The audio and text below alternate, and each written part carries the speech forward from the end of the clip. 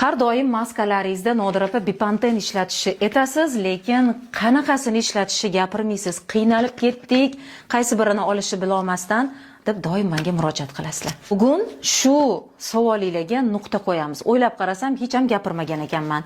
Demak, bittasi mayz, bittasi krem va uchinchisi Bipanten Plus. Ya'ni bu men tavsiya qiladiganlarim. Demak, Bipanten mayz haqida gapiramiz. Lekin bizda kosmetologiyada bu keng qo'llaniladi. Aynan maskalardan keyin, agar maskalar ozgina qizartirsa, ta'sirchanlik bo'lsa yuzingizda tinchlantirib yurish uchun mayzini ishlatamiz. Faqatgina quruq teri egalariga men mayz tavsiya qilaman. Demak, ikkinchisi Bipanten kremi o'rtoqlar. Kremni men ko'proq yengil bo'ladi. Buni tarkibi juda ham yengil, so'rilishi yengil bo'ladi.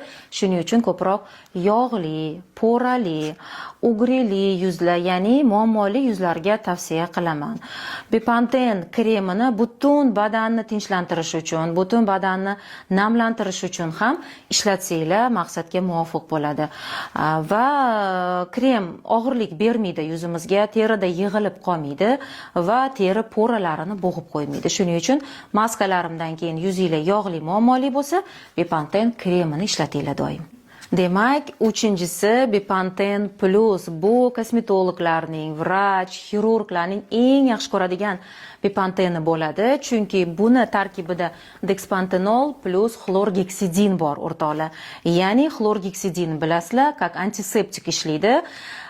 Yaralarni bitirish uchun, chandiqlarni, ugri izlari bo'ladimi, pilinglardan keyingi tiklanish uchun, mezoterapiya, biorevitalizatsiyalardan keyin. Lekin Bipantenni albatta qanaqadir yosharish uchun, terini oziqlantirish uchun, yuzni tortish, ajinlarni yoyish uchun bu krem sifatida doimiy ishlatish mumkin emas, qizlar. Aslo. Bipantenni ma'lum bir muammoni bartaraf qilish uchun, ma'lum bir davrda yuzni tinchlantirish uchun yoki mana shunaqa maskalar berganimda o'sha maskalar jarayonida ishlatib yursanglar bo'ladi. Va agar sizlar krem ham ishlatishinglar kerak deylik, sivorotka ham ishlatishinglar kerak va Bipanten ham, marhamat, kreminglarga ozgina sizlarga mumkin bo'lgan turidan ozgina qo'shib survoringlar, yuzinglarga hech narsa qilmaydi. Zato yuzinglar tinchlanadi, o'zini oziqasini ham oladi, namlanadi va yumshoqqina bo'ladi.